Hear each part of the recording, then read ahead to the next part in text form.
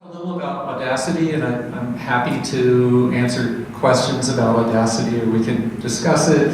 So what's better than Audacity? Well, I'd like to give some vignettes from research and talk about computer accompaniment and phrase-based synthesis, and human-computer music performance, and some automatic composition. And we'll see how much we have time to get through. So first of all, let's talk about the ancient connection of science and music.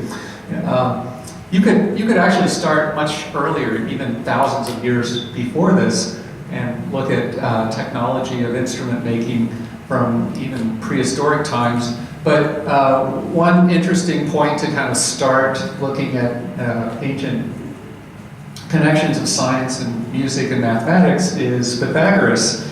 So in particular, Pythagoras discovered the relationship between harmonic intervals, in other words, simple integer ratios, and musical scales. And you might think, well, gosh, I didn't even know they had oscilloscopes back then.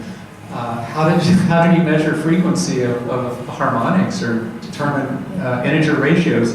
And at least speculatively, this little picture in the lower right-hand corner shows Pythagoras with equal length, equal weight, uniform strings stretched across something with weights tied to the strings. And the weights, of course, there were scales you could measure and determine weight, at least relatively speaking, and weight these strings with 1, 2, 3, 4, 5 integer ratios of tension, and maybe there wasn't the theory of an analysis to show that related to frequency, but anyway, you could get integer ratios, and that results in something called Pythagorean tuning, which is slightly different than common equal temperament tuning that we use today, but certainly just kind of fundamental in music.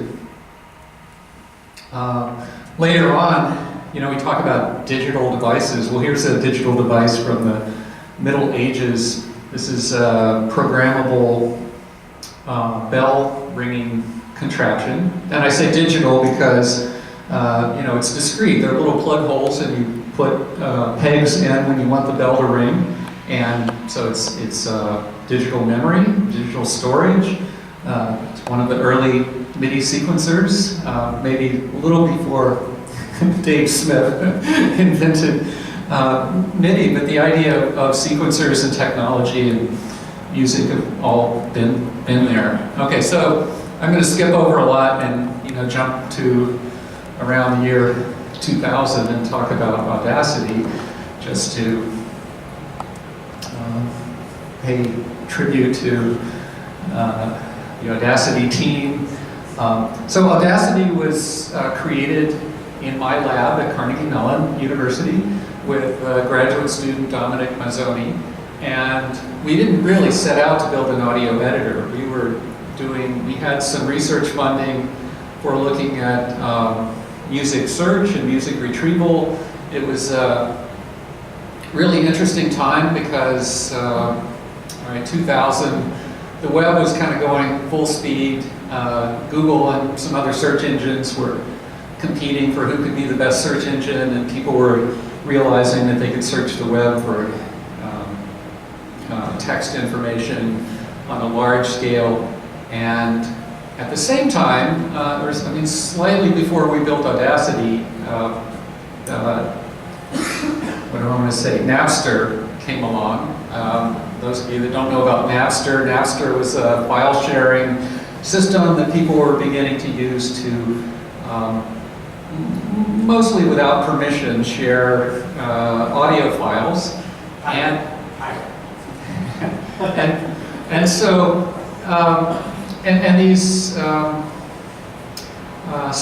all of a sudden there was this idea of searching the internet, and then there was this idea of grabbing and downloading music audio over the internet, and there was sort of you put those together and think, well, gee, we should be able to search for music. Oh, wait, how do you search for music? It's like continuous waveforms, and So that was an interesting problem, and we were really lucky, I think, to have a proposal in to the National Science Foundation right when Napster was like all over the news because of the mainly copyright issues and controversy over that. But it sort of put it in everyone's head that, oh yeah, this is possible. It's going to be, it's big enough to be controversial. So maybe there is actually some science and technology to doing music search and retrieval, and so we got some money to work on that. And in the process, we were generating data and looking at waveforms and trying to study, what worked and what didn't. And there just were not good visualization tools. So we thought that we could probably build one without too much effort, and it might be worth it. And Dominic really wanted to do it, which just always helps. So we put together Audacity. It was originally just audio visualization, but then we realized very quickly that it wouldn't take much more to put in a couple of editing operations. Like, we already had operations to page in audio and display audio, so just all we really needed was kind of cut and copy and paste, and you had an audio editor. So we started this in 1999. First release was May 2000, which was pretty bare bones, but it worked. And what else to say? And a really interesting thing was that Apple was in the process of switching from 68,000 based computers. 68,000 was a processor made by Motorola, and they switched to this new architecture called PowerPC, which was just another architecture.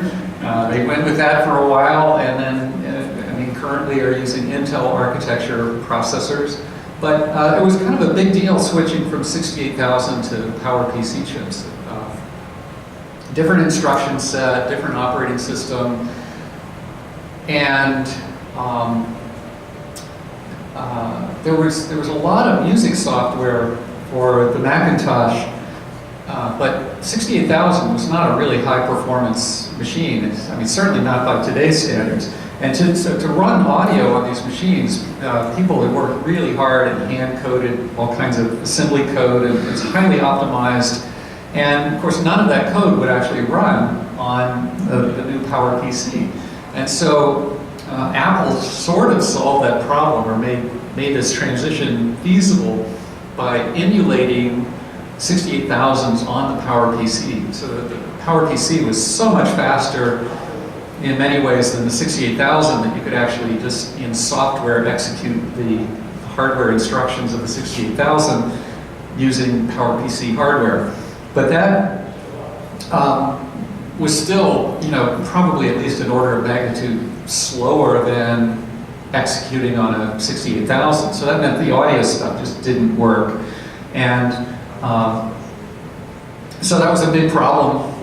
But because so much of these audio editors were actually written in optimized assembly code, they had no quick path. Whereas Audacity was written in C, we didn't try to optimize anything. We were just trying to get stuff out the door fast.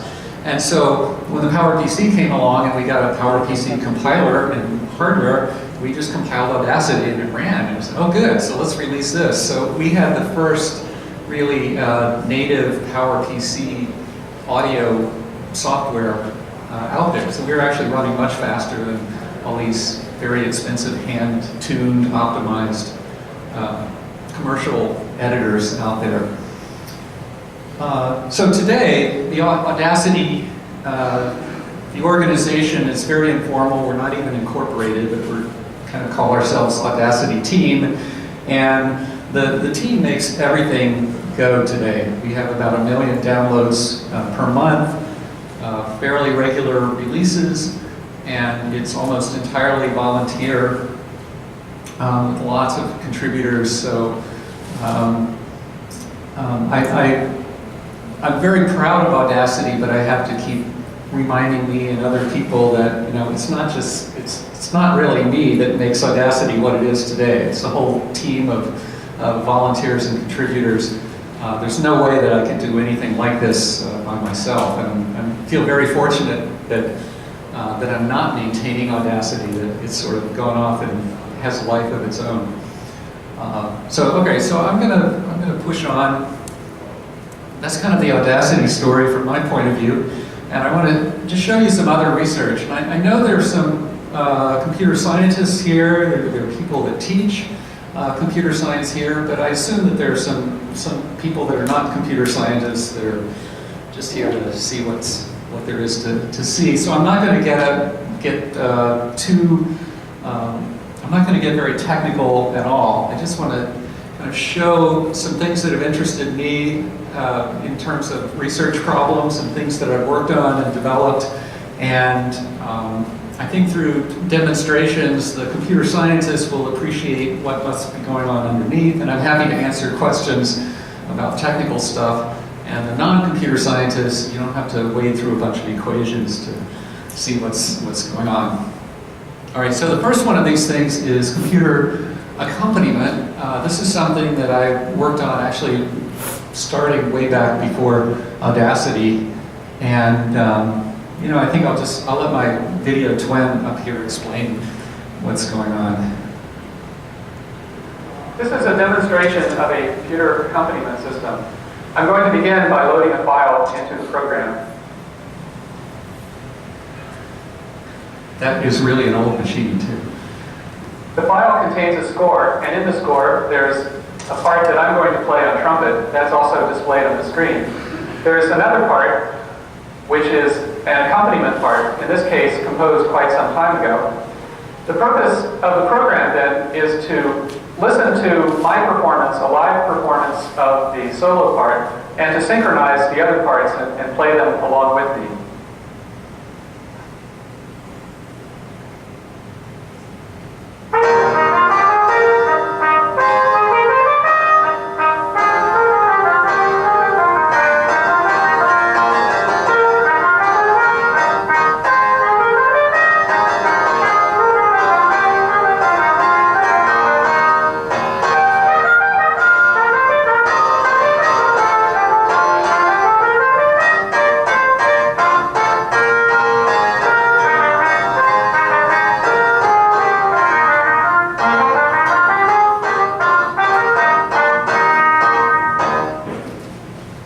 The computer accompaniment system is based on a very robust pattern matcher that compares the notes of the live performance as I play them to the notes that are stored in the score.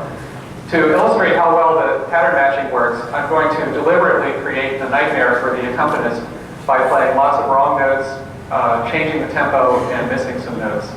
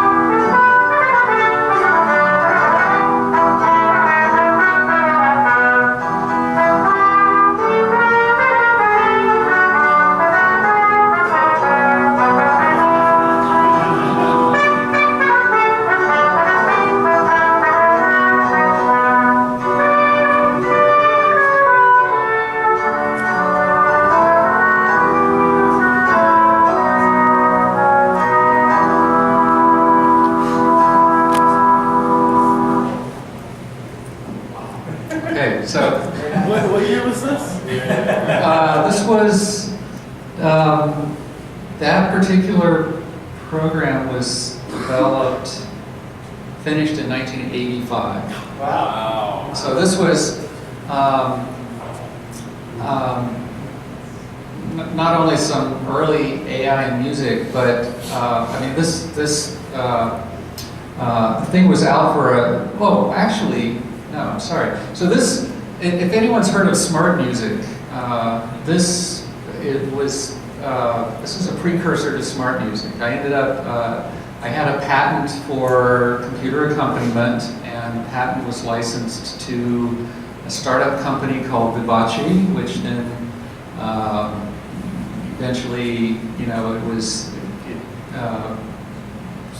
doing business as Coda Music Technologies. They bought Finale. It eventually became Make Music, and their kind of flagship product besides Finale was Smart Music. So Smart Music came out in the 90s, and even then it was considered, some people have told me, you realize this is the first consumer artificial intelligence product. That might be true, and but the basic thing was created 10 years, at least 10 years before, even before that.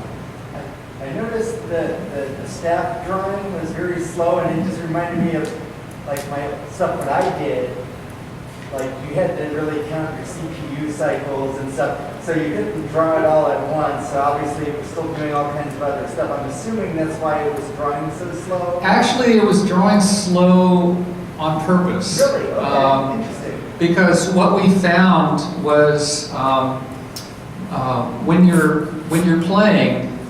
All right, so this was kind of like a double buffered display, so you could be following along playing the bottom line while it's redrawing the top line, because otherwise page turning on a low-res screen is a real issue. So one thing we found is, surprisingly, if you're reading the bottom line and you replace the top line very quickly, many times musicians don't see it, and they get to the bottom, they get to the last note, and then they start waiting for the page turn. So you were actually using it as a visual cue. Yeah, so we wanted it to take a long time, so we had many chances to actually notice that it was happening. I thought maybe it was an architectural limitation, which back in the 80s we bumped against. Well, this was a very slow machine, so this was about 10 megahertz, 68,000. This was a Commodore Amiga, and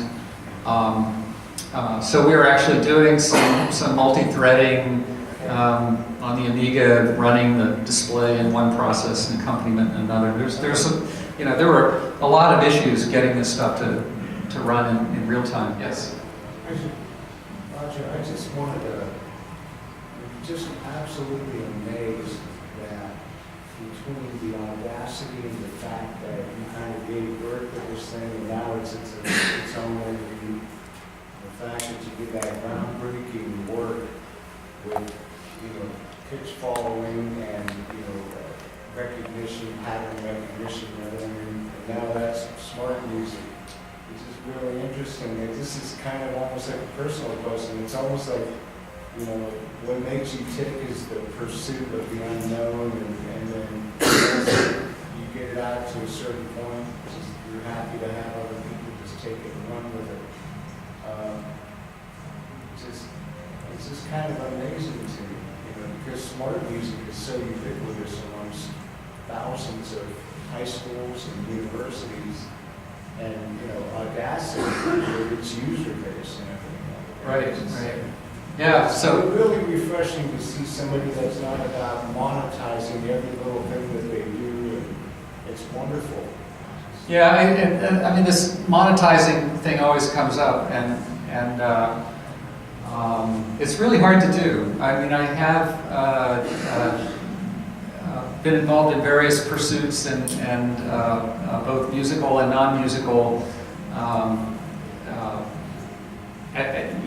pursuing the commercial and money side of things in addition to just the pure research. But it's sometimes you get lucky, and I think sometimes not. So what you're saying is, if you could have monetized it, you would have done it. Well, no, I guess I'm not saying that, but Audacity is a good example. So, I joke that if I could have a nickel for every download, it would have funded all of my research and grad students, and that'd be great. But then the practical side of it, if you take that literally and say, well, what would have happened if you had charged a nickel for every download? Well, first of all, payment systems weren't there to charge somebody a nickel. Then what do? You have to get them to give you their credit card or something. Nobody's going to do that. So there are many companies out there with half-baked audio editors selling for 20 or 25 bucks, competing with Pro Tools and Logic Pro and the multi-$100 audio editors you could buy, and Audacity basically put all those cheap guys out of business, because who's going to pay $20 when they can get Audacity for free? And in many cases, Audacity was just better than they were to begin with. So I think there are two things that Audacity does, from this perspective, is it gives everybody the opportunity to get something with no hassle and for free. For example, every classroom in Argentina has a state-sponsored computer. It comes preloaded with a bunch of software, including Audacity. So now we've got audio manipulation capabilities in every classroom in Argentina because it's free. If we were charging money, I don't know how that would work. Wait, I was going to say something else. Oh yeah, and the other thing that open source software does that a friend of mine pointed out that I thought was really interesting is, we didn't put Logic Pro out of business. We haven't put Pro Tools out of business. If anything, we've educated the public and created more demand for their products. But what we have done is we sort of raised the bar. Like, you can't sell a really cheap, low-function audio editor now anymore, because you've got to at least work as well as Audacity, which is free.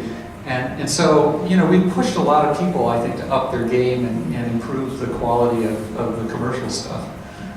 In fact, I've even had, one company called and they said, hey, we saw this extension language in Audacity, and we're thinking maybe we should do that too, because they didn't have an extension language in their audio editor. So that's, I think we've had some good influence on the world.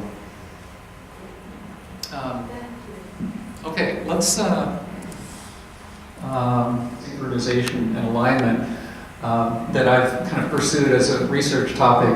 So one of those things is doing polyphonic, recognizing polyphonic music at least well enough to align it with other recordings or with MIDI or whatever. So this is an experimental addition to Audacity. I think there's some version that you could probably go back to and compile it yourself. We haven't released it.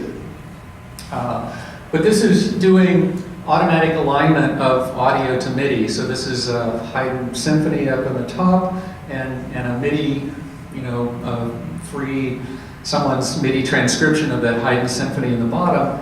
And we run this automatic alignment, and you can sort of see that now the audio is aligned with the MIDI. So one interesting thing there is now if you're trying to navigate this audio file, which is kind of hard to see what's going on, if you just look at the waveforms, now you can also look down at the bottom and you can see, here's the big 2B chord where the whole orchestra comes in, so now I know where I am in the audio. And of course there are other things you could imagine doing, like aligning it with music notation and other labels and other tools, but anyway, that's kind of just another interesting technology. Yeah. Does aligning mean, are you going from audio to the MIDI, or is it just mapping between the audio? So we're finding, for each time point in the audio, we're finding a corresponding time point in the MIDI. And then, yeah, thanks for the question. Maybe it wasn't so clear. And then, we're not just displaying two separate things side by side. We're going into the MIDI and adapting the tempo of the MIDI to match the tempo that we automatically detect in the audio, so that they are, so when you first load them into the two screens, they're not aligned at all. And then we automatically manipulate the tempo of the MIDI to bring everything into alignment. Because I asked because it's part of my talk where I was going to go into some granular synthesis on this synthesizer here. It has the ability to take a waveform slice it and try to, match it pitch-wise with what the pitch would be in MIDI, it actually creates MIDI from the wave. And I don't know, okay. yeah, I don't know how good it is, how accurate it is. I've used it a few times and it seems okay. I have other ways of doing it. I was just wondering what was the single. Yeah, so this is taking, not creating or editing MIDI at all. It's manipulating the tempo or the time placement, so that if the MIDI, if it's the same piece, then the software can recognize that they are the same piece and how they line up. Okay, I think. Oh, so I'll just mention one application of this. Looking into the future is automatic editors. So you can imagine if you go into the studio with something, with music for musicians to play, and they play it, it's very common to go in and look for little flubs and edit different takes together to get like a perfect recording and maybe correct some timing. So if you can analyze an audio recording with sort of with a musical score that's in some sense the ideal performance, then you can automatically spot differences and perhaps even automatically edit and improve, it's a dangerous word, but certainly, maybe I should just say correct, you can find mistakes and correct them, or find... Contacts. Yeah, okay. So this next thing relates to the question that I asked Dave Smith this morning. We talked, we talked a lot about a lot of things, but one trend that has existed in sound synthesis is using samples. And one thing that I discovered, maybe I can even demonstrate it, is that for performing particularly string instruments and wind instruments, the idea of sampling is kind of an engineering-based approach, if you will. So you take the problem of playing a bunch of notes and you do the standard engineering thing, which is decompose the problem into subproblems. And the engineer's subproblem is playing one note. And so you build a system that can play one note perfectly, and then you string those together. And in the engineering world, now you've synthesized a bunch of notes. The problem with that is it's just wrong. It doesn't work. You cannot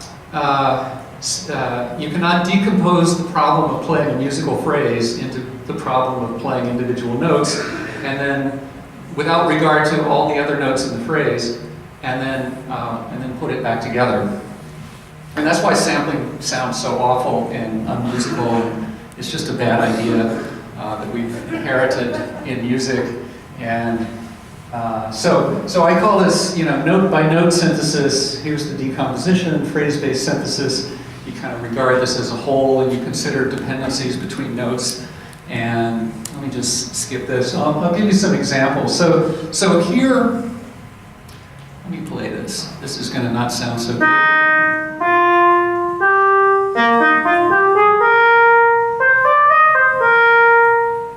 Okay, so to me that sounds kind of like the Casio keyboard from Kmart, playing, trying to sound like a trumpet. But in fact, each one of those notes is actually a pretty decent trumpet note.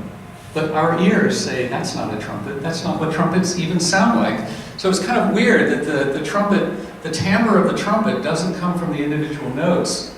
It does come from the individual notes, but it also comes from how these notes are related to one another. And if you don't get both of them right, then it's not going to sound right. So sampling gets one of those things right. It plays individual notes, but it doesn't know anything about phrases. So here's an example, and this comes from like around 1990, so it's not like this technology is new anymore.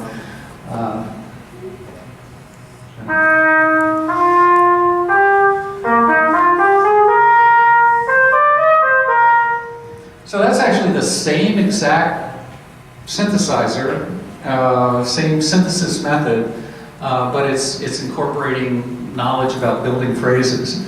So let me play another couple of examples.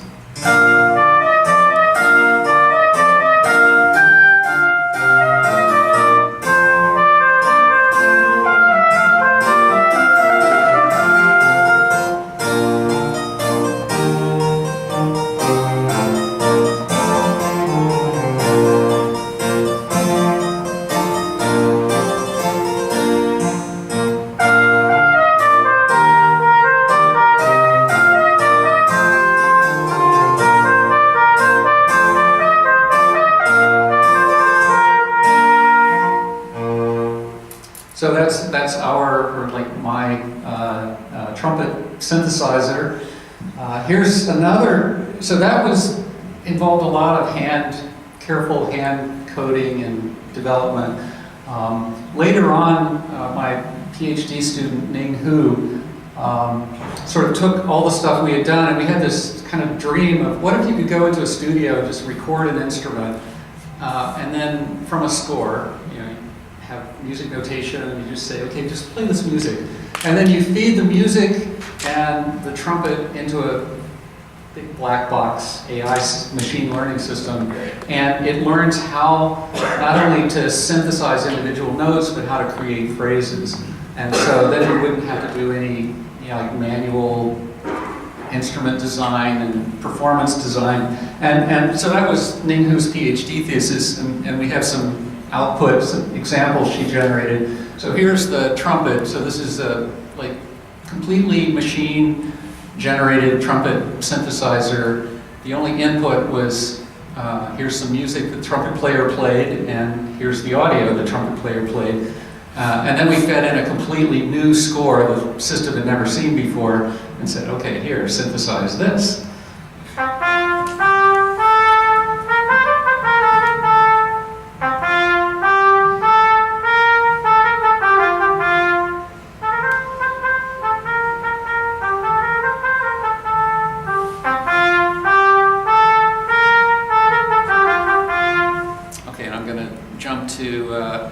Now, the system was actually kind of developed and trained on other trumpet examples, so somehow we thought that's not completely fair. So let's try Bassoon, which this system had never seen or heard before.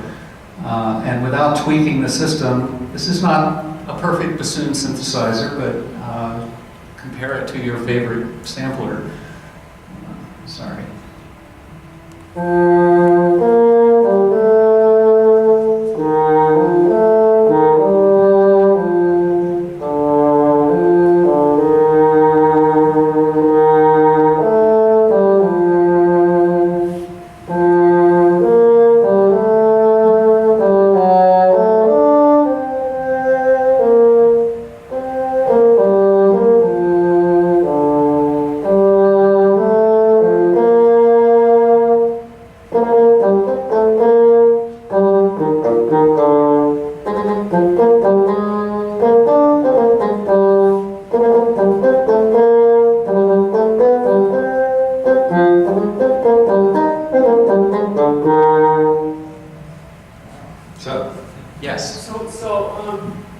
How it almost seems like I'm hearing as much articulation there as I'm hearing phrasing. So how are you distinguishing between sampling the notion of articulation versus sampling the notion of neighboring notes, in neighboring phrases? Yeah. So articulation. Even if you articulate notes, they're still participating in a phrase, so the articulation is a characteristic of the phrase. Well, it's a characteristic. Our system is pretty simple. We're generating from music notation, which has either notes are slurred, tied or not. And so when they're tied, then we do not tongue the note, but we slur the note. So that's basically all that's going on with articulation. But the point is that even when those notes are tongued, so they're you really hear the articulation. it matters how long the note is, what's the next pitch, whether it's going up or down, or followed by a rest, whether you're at the end of the phrase or not. All of that stuff changes the shape of the note. And it almost sounds like in the bassoon, I could almost hear a breath kind of articulation in that. But you could, yeah, you could, like, so instruments do have attacks. Yeah. I wonder if I can, let me go back. I can show, oh yeah, so this is, this is a great example. Okay, so this thing in the top is the amplitude contour of an articulated trumpet tone. And so this is tongued, you know, like ta, ta, ta. And the thing to look at is what's going on at the end of this note. This is so weird that we have this sort of exponential decay, which you kind of see in all the textbook examples of trumpet envelopes, as if you're going tum, and it just decays away. But then before it reaches the end, there's this weird shape. And you look at that and say, oh, that must have been a bad note. But no, it's actually characteristic of a note. Why is that characteristic of a note? I don't think no one knows for sure, and we haven't really studied it, but as a trumpet player, I'm pretty sure what's going on here is this note is followed by another note. And in order to tongue the next note, I have to move my tongue up and stop the airflow. And that rapid fall off has got to be where my tongue is going up. So I'm actually tonguing the next note, but it influences this note. So it would not occur in isolation. You could Right. just by itself, you would never get Right, if I just played tongue and recorded it in a studio for Garriton samples or something like that, they would miss this. And I bet if you go look at, now I have to go do this because I've just got a big sample library. I bet if we go and look at trumpet sample libraries, we won't find this, but this is absolutely characteristic. Any time the trumpet's going ta ta ta ta ta ta ta ta, then you're going to see this. And if you don't get the envelope right, it's not going to sound like a trumpet because somehow your ear just knows, hey, I've heard trumpets before, and they can't play like that. They can't do what that synthesizer's doing. They have to If I'm in a situation where I have supervised learning, right, against enough trumpet playing, right, and I'm using applying that supervised learning to sample, are you saying that I couldn't get here from supervised learning of single notes within the context of something? Well, in a sense, what we did was was some supervised learning. I mean, very carefully supervised. I mean, the thing that's hard to learn, I mean, so well, yeah, I don't know. This is kind of speculation. Sometimes it's hard to learn stuff, and unless you have thousands or tens of thousands. Yes, that's what I mean in a big data kind of way. Yeah. I've got lots and lots and lots and lots and lots of, but I assume you're not using massive data. That's right. That's right. Wow, so you got more of an algorithm. So we just have a much more constrained model, so we don't have to learn it. We don't have to learn everything from scratch. Yeah. There was a huge difference in the vibrato.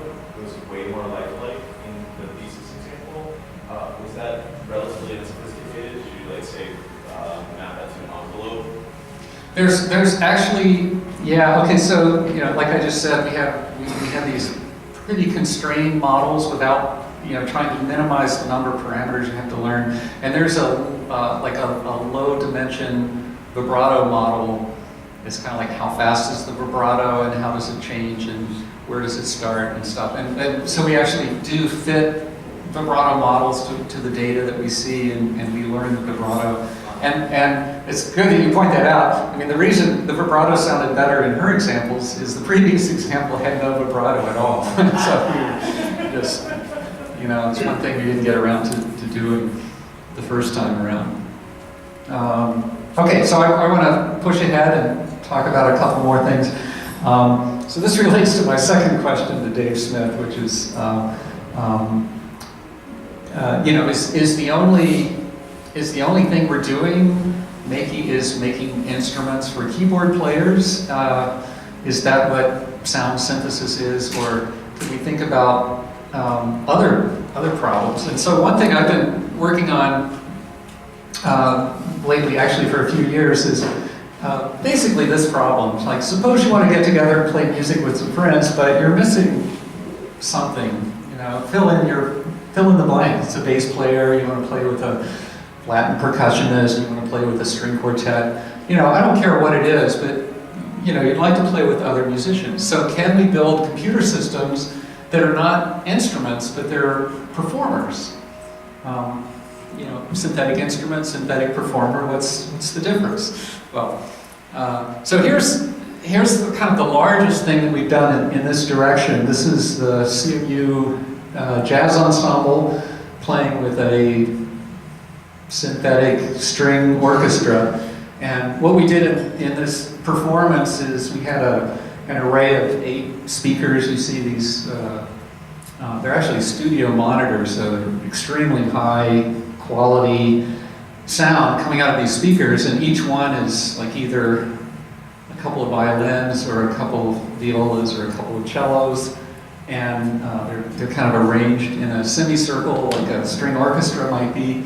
And we are, so this is not the band playing along with a tape.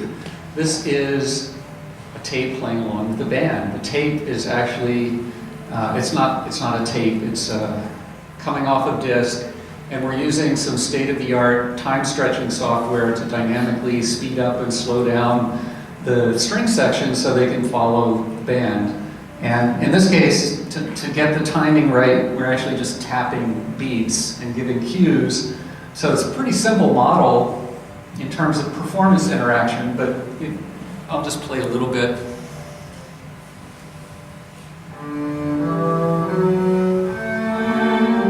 You can hear the strings already.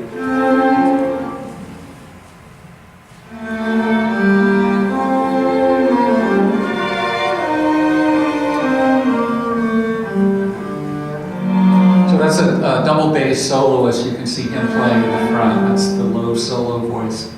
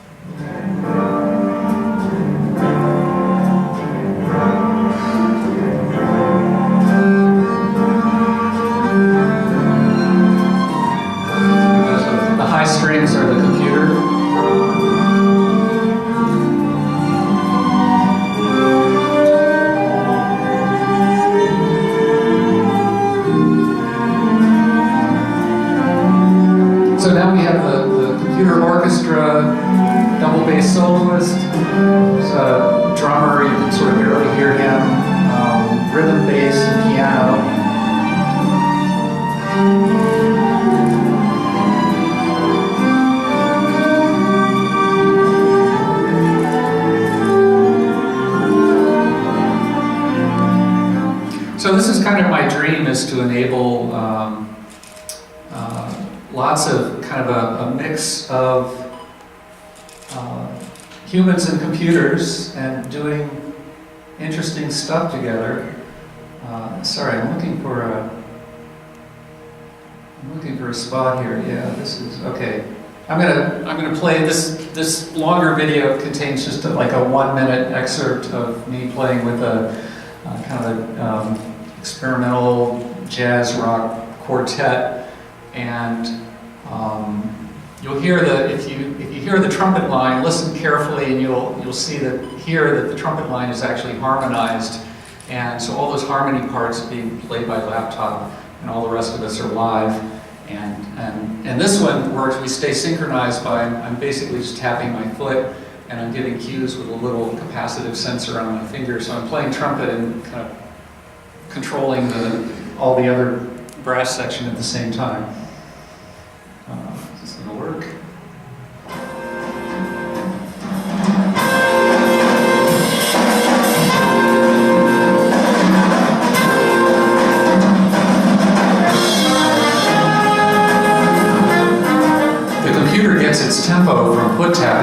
trumpet player, and the computer is cued by a small capacitive sensor worn on the right hand.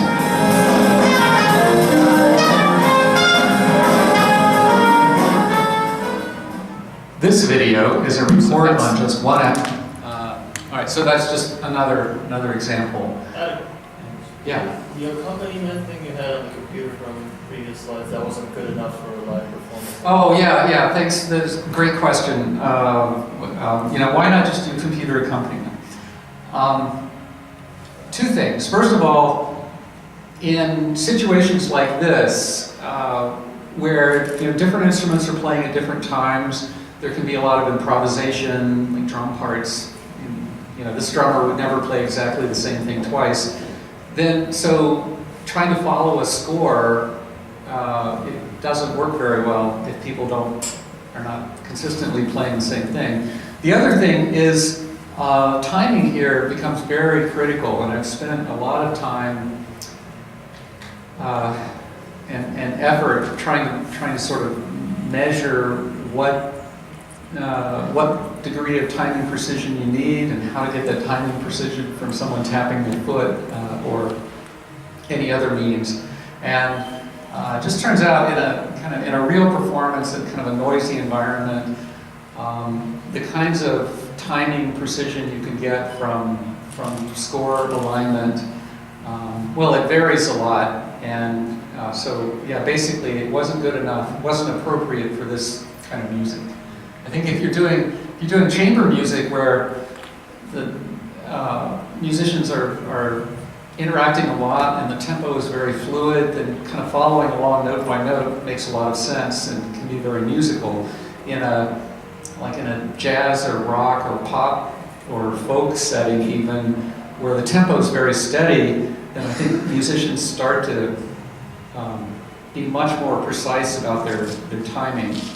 And so then, you just have to figure out how to build a computer system that's going to deliver the kind of timing precision that you need. Yes? Yeah, it's interesting that you showed that, and I didn't know if you had looked at some of the commercial softwares that are out there, like Notion. I think Presona is some of them now. And they sort of do some of that. They've been around for a while. And basically, you just feed it the score or whatever it is you want to do. And in the end, I think they've evolved it since then, but the version I saw, basically someone just sat at the computer keyboard and tapped the space bar to keep it in sync. They'd watch, they play it with a symphony, and they'd have some other stuff come in, so they'd be like an ensemble, and they would just watch the conductor, and so there'd be a little training with it, but then they would keep all that other synthesis stuff in time, it wasn't doing all the cool stuff you did, but I didn't know if you had seen that software in action before. I know of Notion, but I didn't know it had that feature. I mean, they've been around for a long time. Right.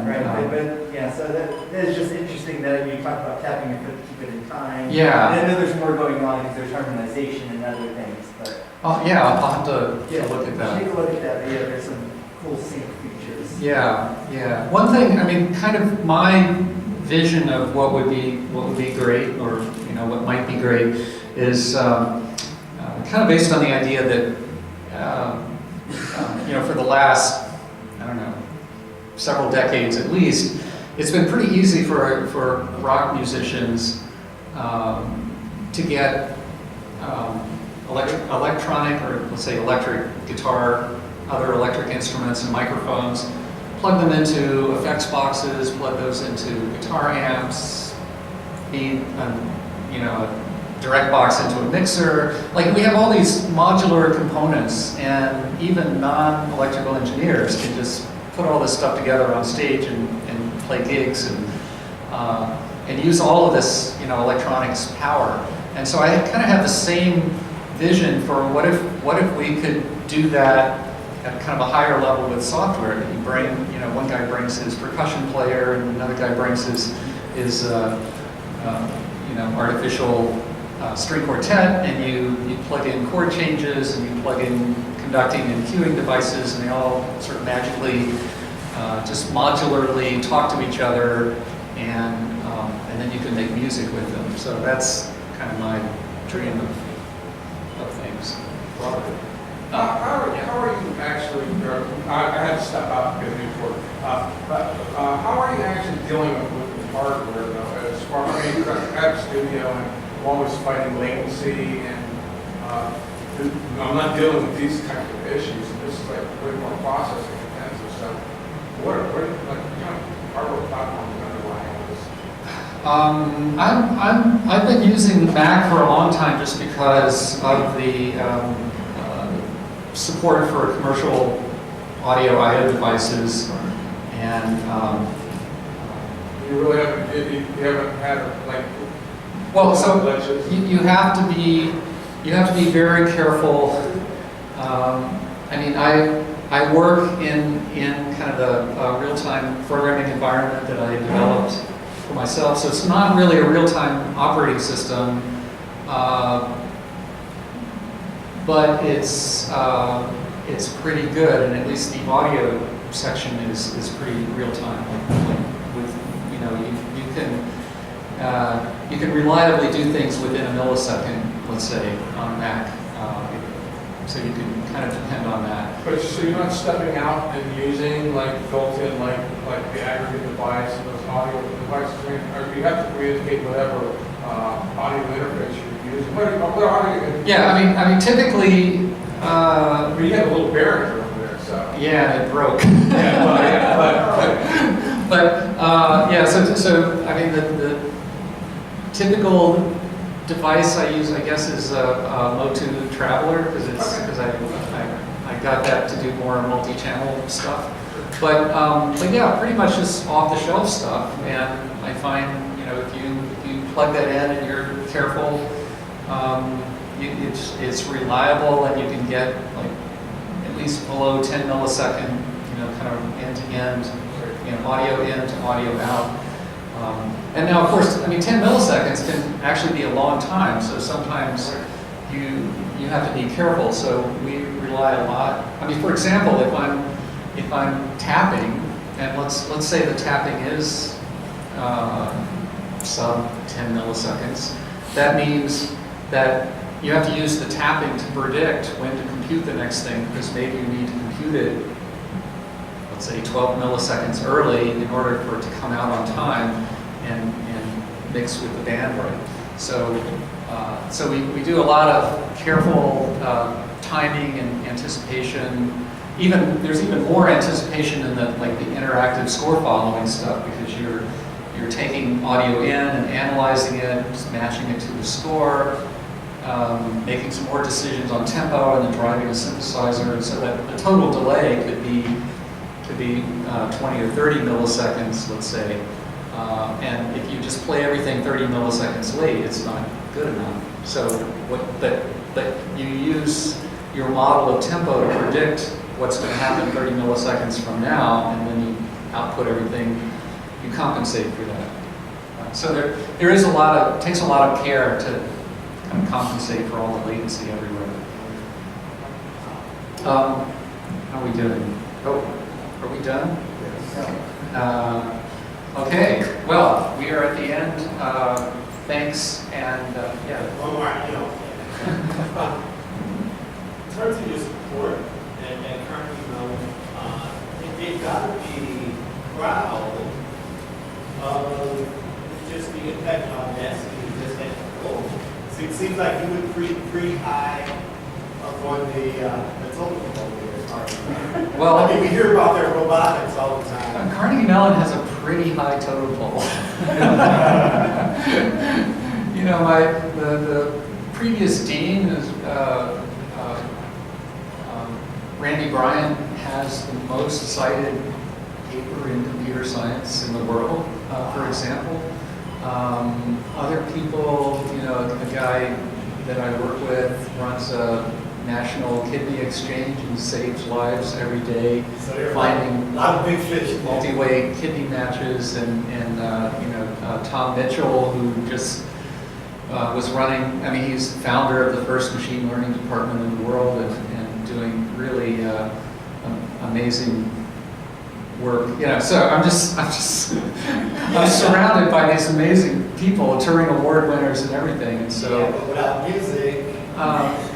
So the great thing I can say is that my colleagues accept what I do, and they're happy to see it, and they're not, they're generous. So I think all of us feel like if you're doing good work that's accepted around the world, then we want you here.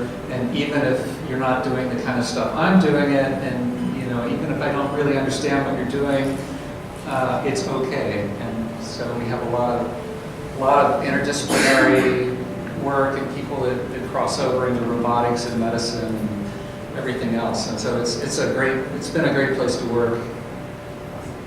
Yeah. Just real quick, it seems that the technology that you guys got involved with Audacity and the reason for it has made its way into apps like Shazam, and Google uses algorithms YouTube to try to avoid For the copyright, yeah. Is that part of your original technology that has found its way? There are some connections, but it's not. So I mean, most of that stuff, like Shazam, the main thing they do is called music fingerprinting, and I really wish that that I had thought to try to do music fingerprinting. But to be honest, I think I would have, until I saw that somebody actually did it, I would have looked at that and said, nah, it's just never going to work. So, my hat's off to Avery Wang, who did the principal, the founding work for music fingerprinting and Shazam, and there are others that have done music fingerprinting work. And,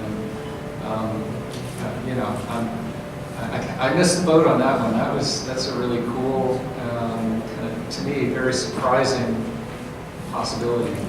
And what we're talking about is like taking 15 seconds of music and doing some kind of hashing or lookup so that you can search 30 million pieces, 30 million recordings throughout and identify where this 15 seconds of audio came from and do it in well under 1 second of actual real time. That's what Shazam does. To me, it's still kind of mind-boggling that that's even statistically possible, but it works. So.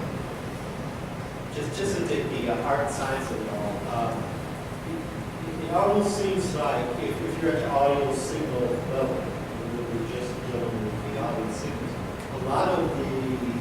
seems like a lot of the kinds of innovation that's going on just light. It seems like it doesn't sound just the other side, when you're dealing with frequencies of energy. If you were just going to approach it from that point of view, you'd be able to, pursue some of those technologies. It's all a lot of the things that we're doing with in the image recognition field, where we are understanding images and those things, and you're dealing with the light factor of the filtering and understanding. It seems like since sound and light kind of have that relationship, so that you should be able to adopt some of that. Yeah, and there are some connections in that work, but I think we shouldn't go into detail. If we have we have like 2 more minutes, I thought sure. Now that we're over time. Anyway, I wanted to talk about automated composition, and since I don't really have time to talk about it, I want to just play a piece because I recently got a piece played on Science Fridays. I don't know if people ever hear that show. I think it's a great show, and it's a real honor to be on the show. So some latest research I'm working on is automatically generating pop tunes, and so pretty much a random pop tune that was generated by computer, and I sent it to Science Friday, and they said, "Oh, great, we're going to have a band on the show. Maybe they'll play it." The band said, "Yeah, we'd like it.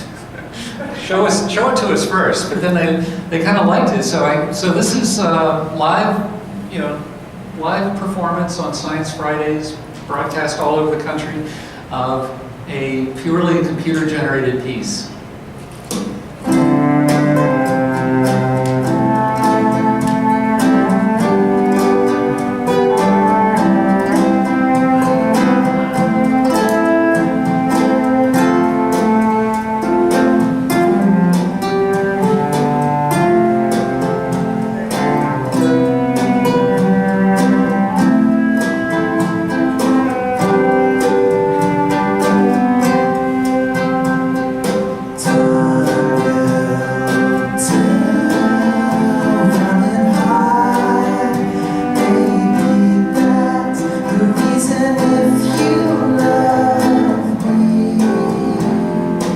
keys without a key.